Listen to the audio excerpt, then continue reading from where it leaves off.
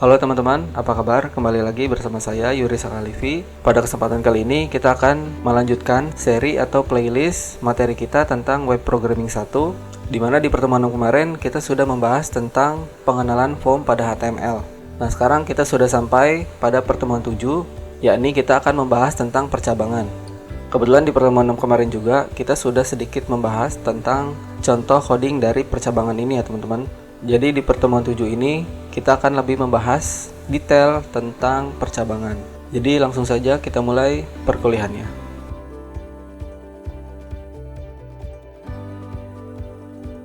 Oke teman-teman, langsung saja kita mulai perkuliahan kita. Di pertemuan 7 ini kita akan membahas tentang percabangan. Percabangan ini juga biasa disebut dengan kondisi, di mana setiap program biasanya mempunyai kondisi atau percabangan di dalamnya teman-teman. Oke, langsung saja kita masuk ke dalam materi kita.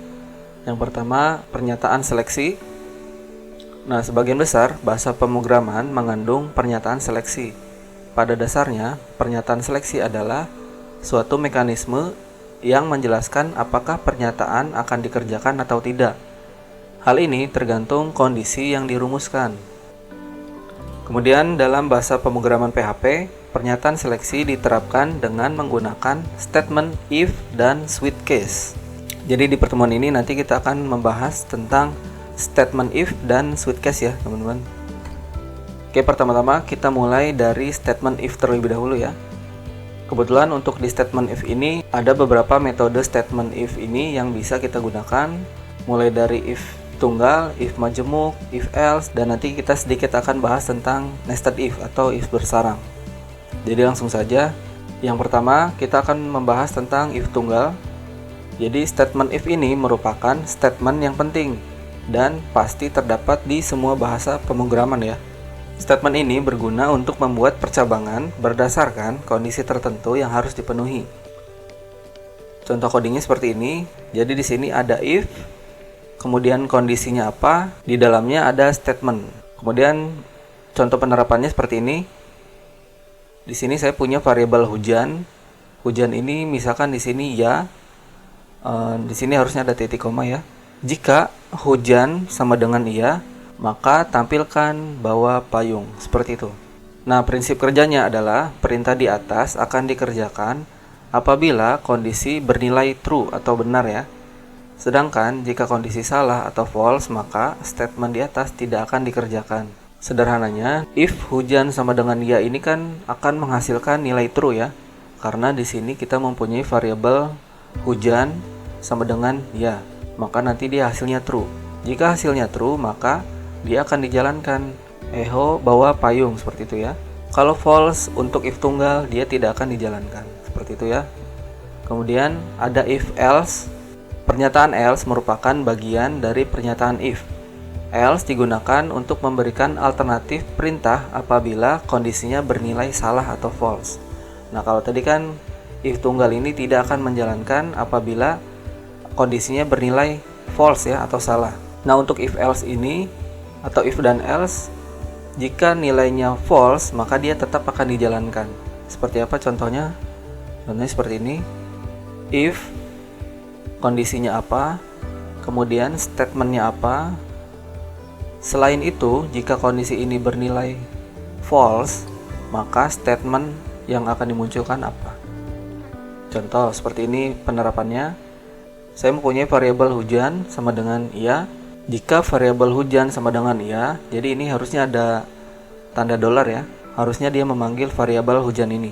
Jadi jika variabel hujan sama dengan iya, maka tampilkan bawa payung.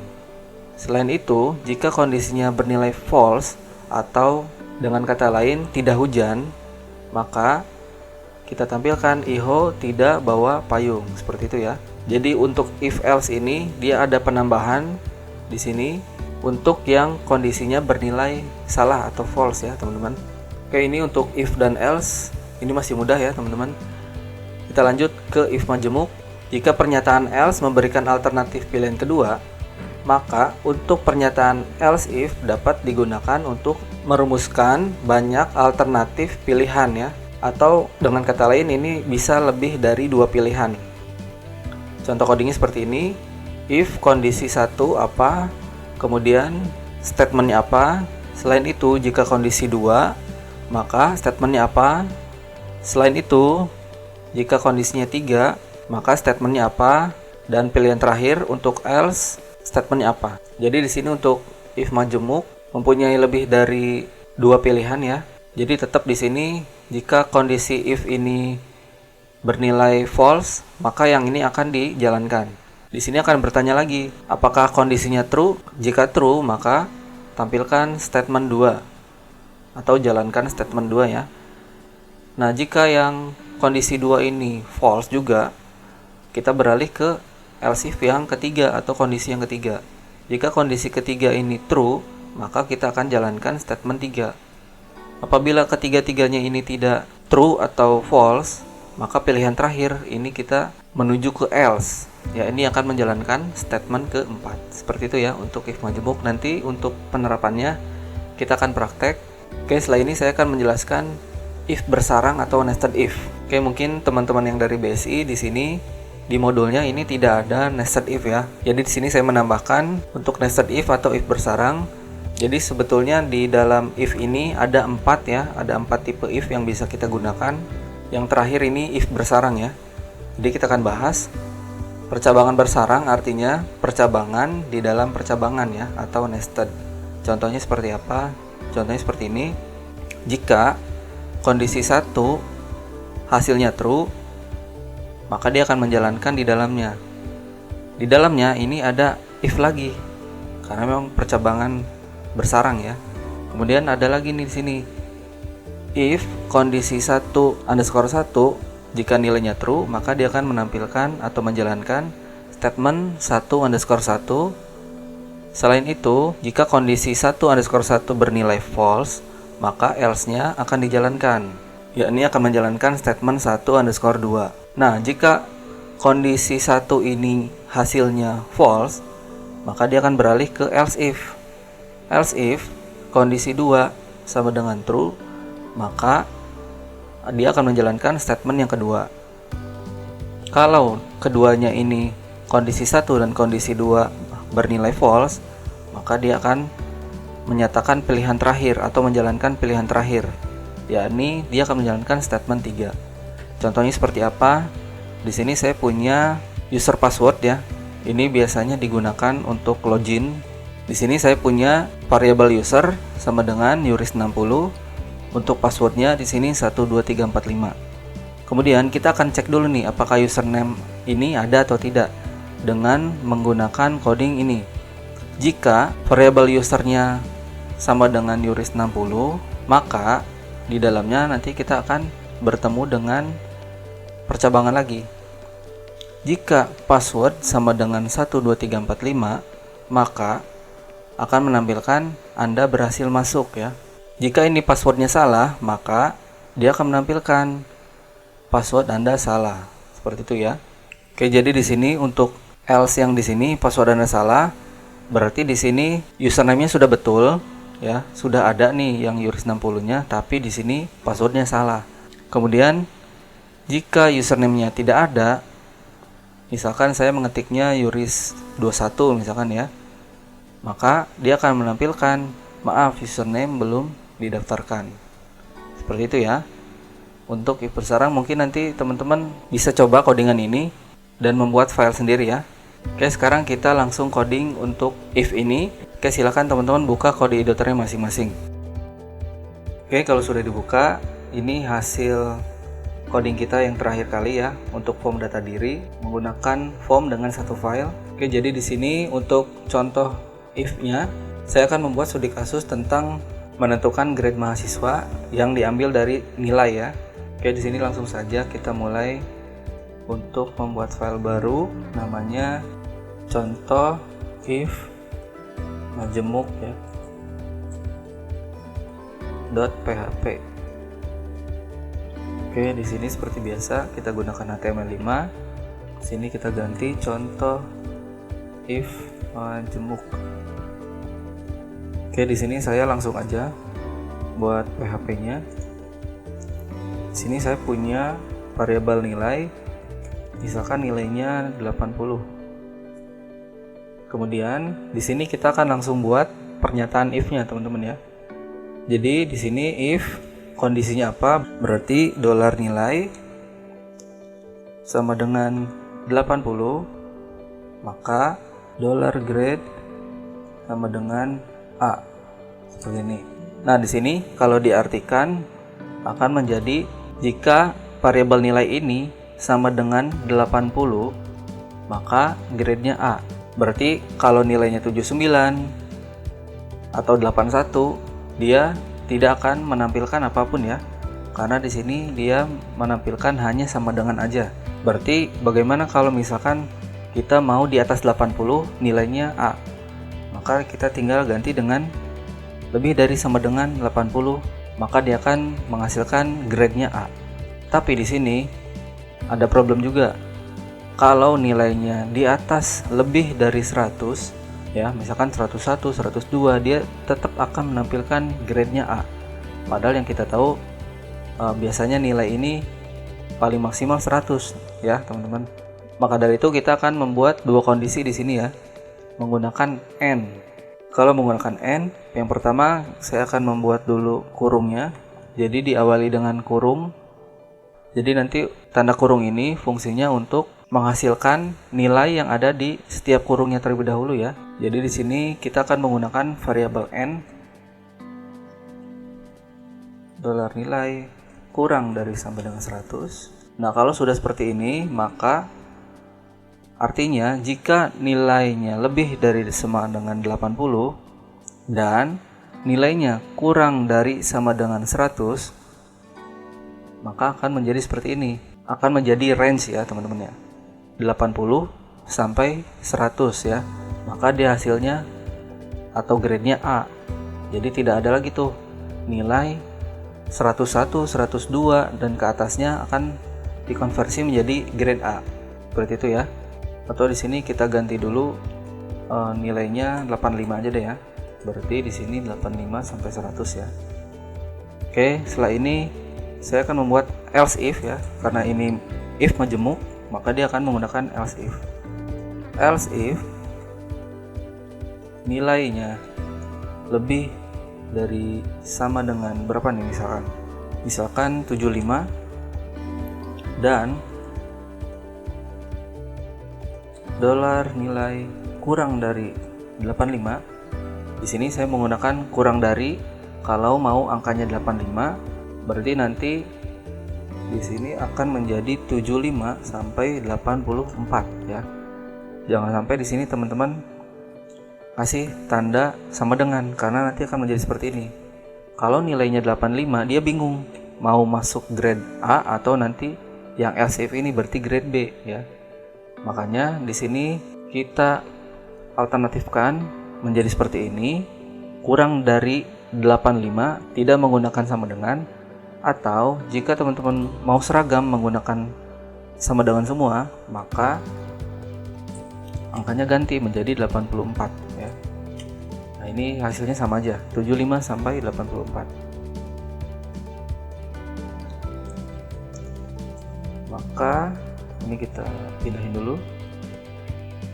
Maka grade-nya sama dengan B ya. Oke, maaf ya. Jadi di sini sebetulnya grade-nya harusnya sama dengannya 1 ya. Karena di sini bukan menggunakan operator perbandingan. Jadi dia langsung menyatakan nilainya berapa ya. Jadi sama dengannya 1. Kemudian kita akan buat lagi else if. Di sini teman-teman coding ulang aja ya, jangan diduplikat ke bawah. Biar teman-teman lebih terbiasa untuk menggunakan if-nya. Nilai lebih dari sama dengan berapa nih kira-kira? Misalkan 60 aja. Dan dolar nilai kurang dari sama dengan berapa nih? 74 berarti ya. Berarti di sini dia akan menghasilkan nilai 60 sampai 74 ya. Maka di sini dia akan menampilkan grade C ya. Seperti itu. Kemudian ini masih ada ya grade D ya. Kita buat lagi else if dolar nilai lebih dari sama dengan 50 dan dolar nilai kurang dari sama dengan 59 ya. Berarti seperti ini. Dia akan menghasilkan nilai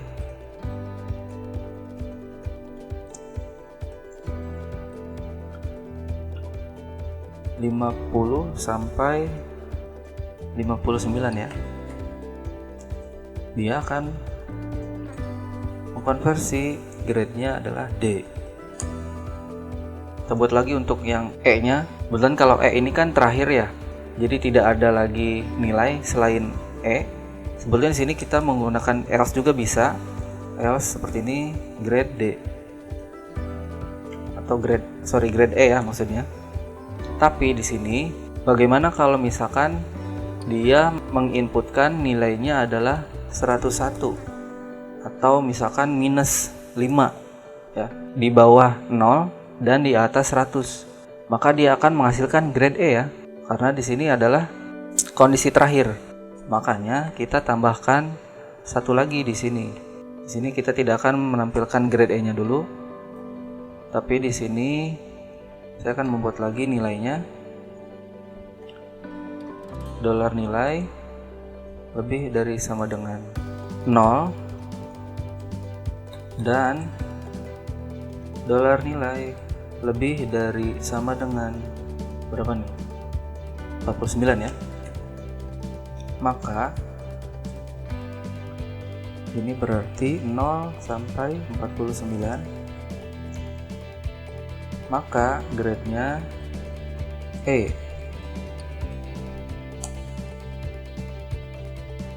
Nah, kita buat else-nya nih teman-teman. Else kita akan tampilkan nilai di luar jangkauan, seperti itu ya. Jadi kalau seandainya nilainya minus 5 seperti tadi ya, atau di atas 100, maka dia akan tampil seperti ini. Nilai di luar jangkauan, karena dia di luar jangkauan 0 sampai dengan 100 ya.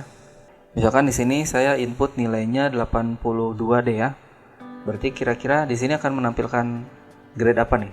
Oke, betul ya. Di sini akan menampilkan grade B. Oke, karena di sini dia belum menampilkan grade-nya ya. Dia masih berupa variabel, belum ditampilkan menggunakan echo. Di sini saya akan membuat dulu echo-nya di luar dari if ya. Berarti di sini saya akan menampilkan echo nilai Anda misalkan ya. Dolar nilai. Oke, sebentar ini saya bentar dulu biar ke bawah ya. Sini kita lanjutkan dikonversi menjadi dolar grade. Seperti itu. Ini kita save. Nah, sekarang kita akan menjalankannya di web browser. Jadi silakan teman-teman buka dulu web browsernya masing-masing. Oke, setelah dibuka, kita kembali ke project WP1 kita dan jangan lupa aktifkan dulu Apache SAM-nya ya. Setelah ini kita akan membuka contoh ifmajemuk.php-nya. Kita klik. Nah, di sini nilai Anda 82 ya. Kemudian dikonversi menjadi B ya. Karena 82 tadi masuknya B. Ya. Nah, kita coba lagi menginputkan nilai 90 misalkan ya. Kita balik lagi ke codingan kita. Oke, di sini kita ganti menjadi nilainya 90. Berarti di sini akan menampilkan grade-nya A ya. Kita save, kita balik lagi ke web browser kita. Oke, di sini kita tinggal refresh aja. Nah, ini betul ya. Nilai Anda 90 dikonversi menjadi A. Sekarang barangkali teman-teman penasaran, kita akan menginputkan atau membuat nilai yang lebih dari 100. Oke, kita balik lagi ke kode editor kita. Oke, kalau sudah dibuka, ini kita ganti misalkan 101 ya. Kita save dan kita coba cek dulu. Pasti di sini dia akan menyatakan error ya di bagian grade-nya.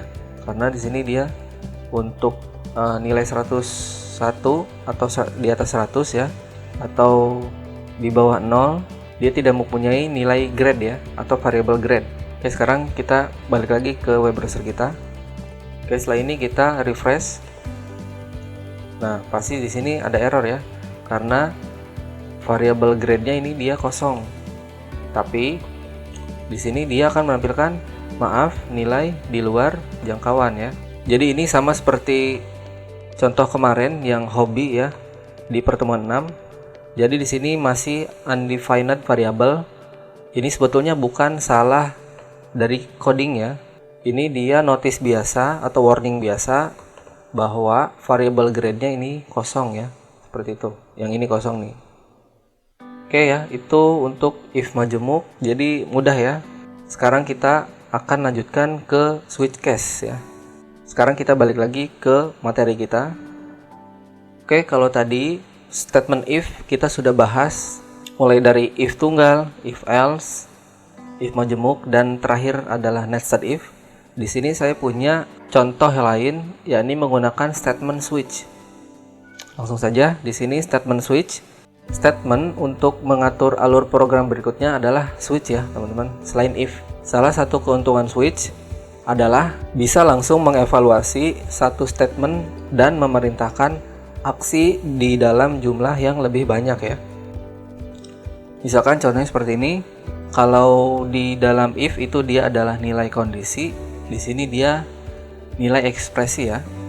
Kemudian di dalam switch ini ada case. Case ini dia adalah penamaannya ya. Oke, di sini untuk case dia akan seperti if ya di sini. Kalau di if kan if kondisi bla bla bla bla.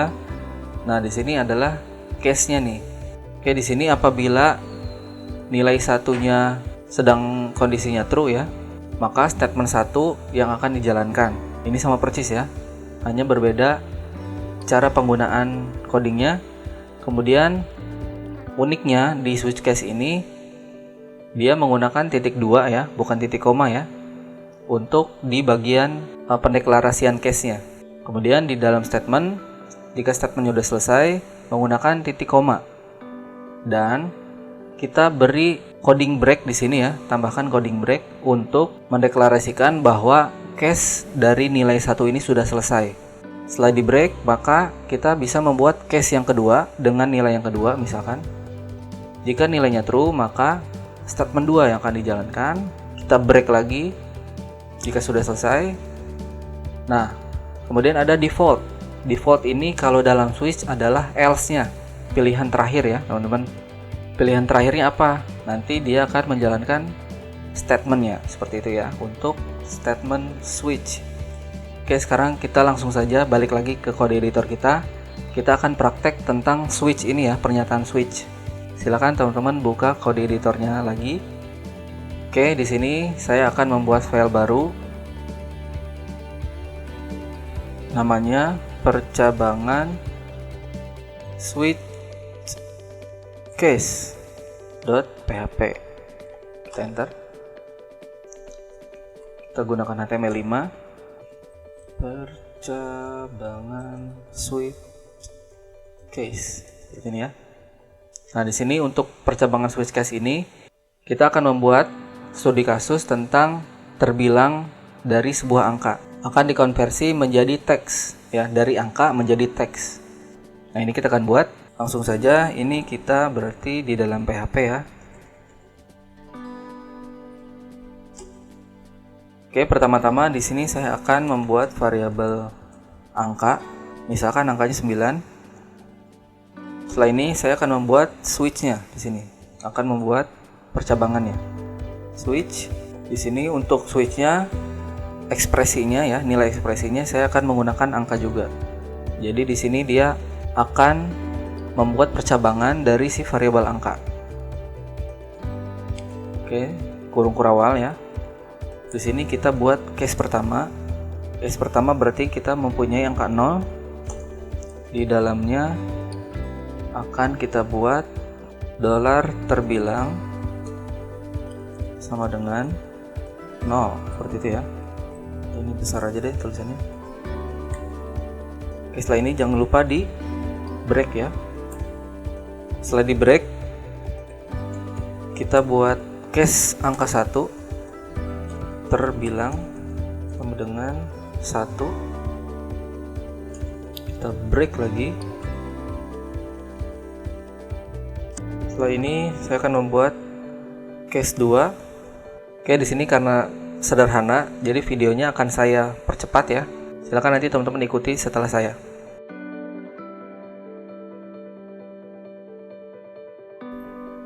Oke, kalau sudah, nanti akan menjadi seperti ini.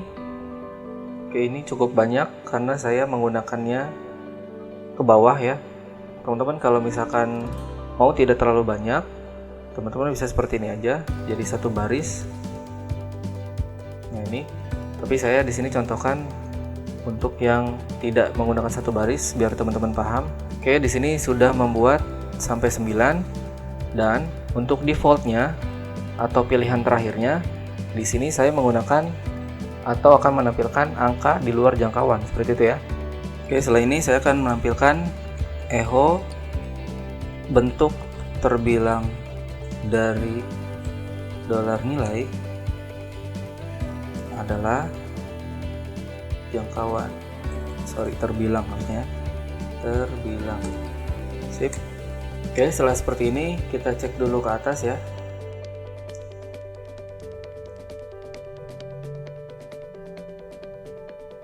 Oh, ini ada kurang ya, ada kesalahan di sini. Switch pakai C ya. Oke, setelah ini kita balik lagi ke bawah, kita cek dulu. Ini sudah defaultnya. Oke, kalau sudah kita save dan kita kembali lagi ke web browser kita. Oke, setelah teman-teman buka web browsernya, kita balik lagi ke project PP1 kita. Kita pilih yang percabangan switch case. Oke, di sini ada kesalahan undefined variable nilai di dalam line 52. Oke, sekarang kita balik lagi ke codingan kita ya untuk membenahi variabelnya. Oke, di sini saya akan cek dulu. Oh, di sini angka ya, bukan nilai. Makanya di sini dia error ya. Nilainya tidak ada. Oke, ini kita save dan kita kembali lagi ke web browser kita ya. Setelah ini kita refresh. Nah, udah ya, udah betul. Bentuk terbilang dari angka 9 adalah 9 seperti ini ya. Setelah ini boleh kita ganti angkanya, misalkan 6 ya. Kita balik lagi ke kode editor kita. Oke, di sini saya akan mengganti angkanya dengan angka 4 deh, jangan 6. Angka 4 dan kita agak tambahkan di sini bentuk terbilang dari angka ya. Angka dolar angka adalah terbilang seperti ini ya. Oke, kita save dan kita balik lagi ke web browser kita dan kita tinggal refresh di sini ya. Kita refresh. Nah, ini ya, bentuk terbilang dari angka 4 adalah 4 seperti ini ya. Jadi ini untuk percabangan switch case ya teman-teman. Oke teman-teman, itu dulu untuk materi kita di pertemuan 7 tentang percabangan. Tadi kita sudah membahas 4 pernyataan if, yakni if tunggal, if else, if majemuk, dan if bersarang atau nested if ya. Dan juga ada satu lagi yakni switch case. Di pertemuan berikutnya, yakni di pertemuan 8, kita akan membahas tentang looping atau perulangan. Jadi itu dulu untuk pertemuan 7. Untuk pertanyaan, kritik, saran maupun pendapat lain, silakan teman-teman komentar di kolom komentar di bawah ini. Terima kasih dan sampai berjumpa pada pertemuan berikutnya.